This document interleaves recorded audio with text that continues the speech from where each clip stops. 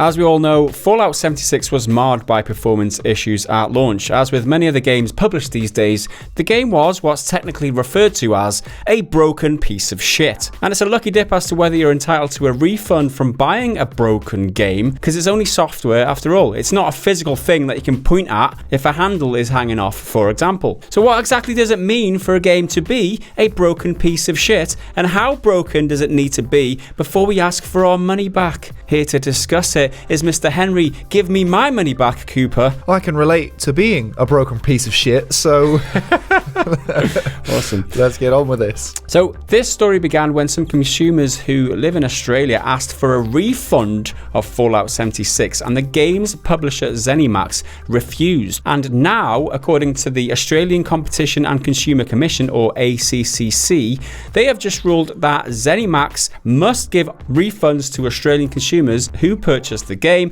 and that it was wrong to deny them in the first place. So this is a pretty big deal right now. Apparently it's not a court ruling, it's called a court enforceable undertaking, but I'm not entirely sure what the difference is. It just sounds the same to me. But this applies to Zenimax Media Incorporated, who are the big global parent thing. Yeah, they're the powerhouse. Zenimax Europe Limited and Zenimax Australia Pty Limited, who are named on the ACCC media release. So they heard consumer complaints about Zenimax not offering refunds specifically about Fallout 76, and it is mainly about this game, but what makes it interesting is that this could potentially be applied to a bunch of other games in the future if it's carried through, and it sets an interesting precedent. So the ACC media release on the ruling or the undertaking, whichever way you want to put it, reads as follows. Zenimax acknowledged that they were likely to have misled consumers about their consumer guarantee rights in relation to the online action game Fallout 76. Zenimax representatives told consumers that they were not entitled to a refund after they had experienced a variety of faults with the Fallout 76 game, including in some cases problems with the servers, lagging, graphical and visual problems. The way that they've termed this is quite funny to me. It's like they have acknowledged they were likely to have misled consumers, because this ACC have come in and done this kind of report on it. It seems like they've been cowed, or they're having to fall into line. They acknowledge that they've been bad, and they promise never to do it again. Well, they're not exactly saying they did mislead. They're just admitting, yes, we may have done that. We're likely to have misled it. So you may be wondering, what exactly is Zenimax? You may have heard of them before. So they're essentially the big brain behind Bethesda and a bunch of other studios. They're a big American holding company valued at $2.5 billion in 2016. So they're a really, really big company. And they've got a bunch of different studios under their banner, including Bethesda Game Studios, which is the Bethesda developer behind games like Fallout and The Elder Scrolls. And then Bethesda Softworks, which is the publisher, which publishes all of these different studios' games. They've got Arcane Studios, who do Dishonored, Prey, and the upcoming game Deathloop. They've got id Software, who do Doom, Rage, and Quake. Machine Games, who do Wolfenstein. Tango Gameworks, who do the Evil Within series and the upcoming Ghostwire Tokyo. And then Zenimax Online Studios, which does Elder Scrolls Online. So the ACCC media release continues. Zenimax will offer to provide refunds to consumers who contact them between 24th of November 2018 and the 1st of June 2019 to request a refund and have not already received one. Consumers who accept the refund will no longer be entitled to access and play the game.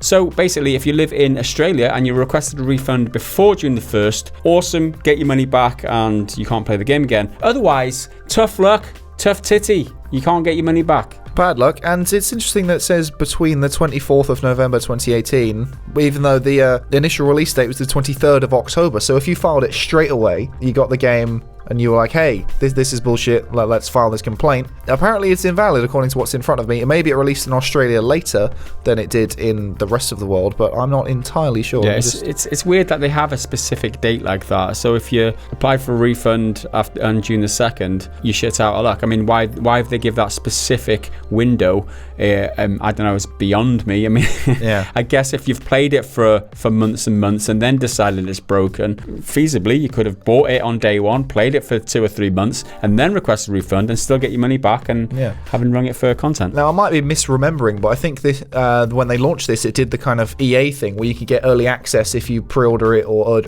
or buy a certain edition of it. I might be misremembering that, so feel free to correct me, but I think that was the case. So if you got it extra early and you paid a little more, you're probably going to suffer more, because these people who contact them between the 24th of November and the 1st of June the following year, they're going to be fine. But the ones who got it first, they're going to be in a bit of trouble if they were the ones who complained. And just a quick note on the ACCC, who they are and what they actually do. They're an independent authority of the Australian government. And according to the website, what they do is they promote the proper function of Australian markets, protects competition, improves consumer welfare, and stops conduct that is anti-competitive or harmful to consumers. Now, selling broken games at launch definitely falls into the harmful to consumers bracket. Yeah, definitely. I haven't got any information in front of me, but I wonder what their stance is on the Epic Games Store in relation to anti-competitive or harmful to consumers, because that's a big debate at the moment. But anyway, the ACCC Commissioner Sarah Court carries on. When a consumer buys a product, it comes with automatic consumer guarantees, and retailers must ensure their refunds and return policies do not misrepresent what the Australian consumer law provides. When a consumer has purchased a product that has a fault which amounts to a major failure, the Australian consumer law provides them with the right to ask for their choice of either a repair, replacement, or refund. So that's them saying, under Australian law, they are legally allowed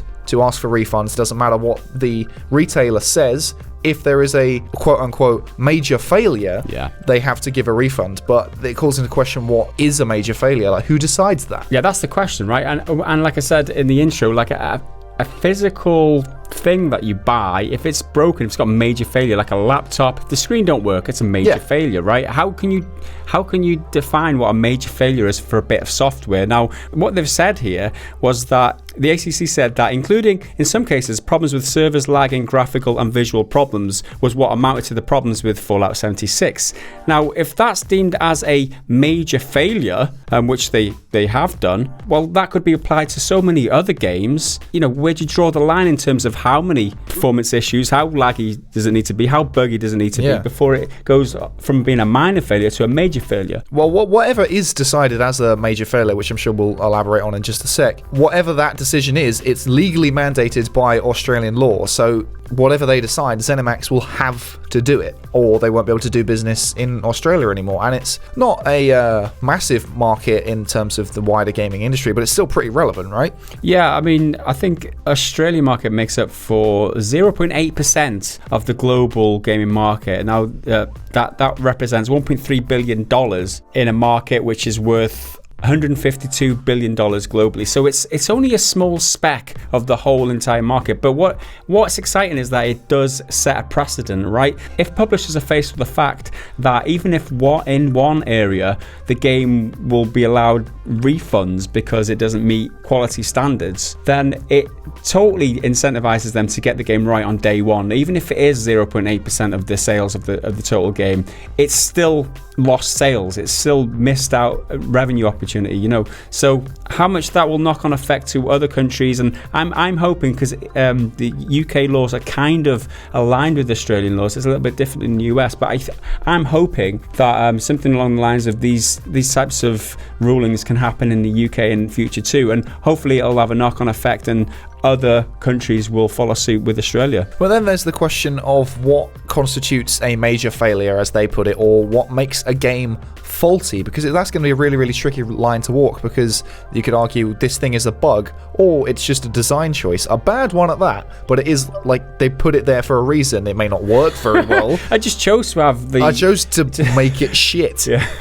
T-poses, like that was just a choice. Yeah. Like the enemies walking under the ground, and like the audio glitches, and the fact that they stretch in for miles, like that's just a design choice, guys. You don't understand what we're going for here. Sounds like a Hideo Kojima thing, isn't it? We just misunderstood. And then there's a question of how many bugs does it take to get a refund? And that just sounds like the intro to a bad joke, like how many guys does it take to change a light bulb type thing. And then there's differences of severity, like texture pop-in. It's not a major issue for performance. It'll just look a bit weird and off-putting and immersion breaking, but the game will still run. And then you compare that to stuff like full game crashes where it hard resets your whole system, and you've got to start everything all over again. This whole thing's like a grey area for software, and getting refunds on digital content it's always like very difficult compared with when you buy a physical thing, right? But refund policies vary by jurisdiction. Now, if you're in the United States, each individual store sets their own policies which dictate your potential recourse as a consumer. So other examples you might have are Steam or the Epic Store. They both offer refunds, no questions asked, within 2 hours of gameplay and within 2 weeks of purchase, which is excellent. So if you buy a game and you see that it's shitty, you've got within 2 hours. I mean, maybe it's not long enough to deem a game like Fallout 76 with huge areas, and you might not be exposed to all the shit in that game within the first 2 hours. It's a bit tricky. Maybe they could do with offering a bit more time than that. However, Sony don't let you refund the game at all if you have already started downloading the game, and this is important, this bit, unless it's faulty. And like we're trying to say here, it's very difficult to define what a faulty bit of software is, because you can't point at it and say, look, that bit's broken. Yeah, it's not like there's a wheel hanging off a car when you can literally say that's an actual problem. One thing I think needs to happen is that there needs to be officially recognized QA, like quality assurance bodies, who have power to enforce change. And this is kind of like auditing games development, like you'd audit a factory to make sure all of their machinery and conveyor belts and all that is functioning properly. Because most QA stuff is advisory. Like, they'll find a bug, they'll tell the developers about it, but then after that it's kind of out of their hands. There's nothing to necessarily enforce the developers to actually change it. It then becomes their prerogative and like, well, we should change it because our thing's broken, but then if there's different things getting in the way, like time or budget, that becomes different problems, and stuff doesn't always slip through QA. Like, I know I've said in the past, like, how did these mistakes in Anthem get past QA? Chances are they probably didn't get past them, they just didn't end up getting fixed after they were noticed. Yeah, and we just need better regulations in place for consumers. Yeah. For when the likes of Zenimax deny that there's a problem with the game and say, no, the game's fine, you're not entitled to a refund, and it takes like the clout of the ACCC in Australia to come in and say, hang on a minute, that's bollocks, give them the money back and say you're sorry.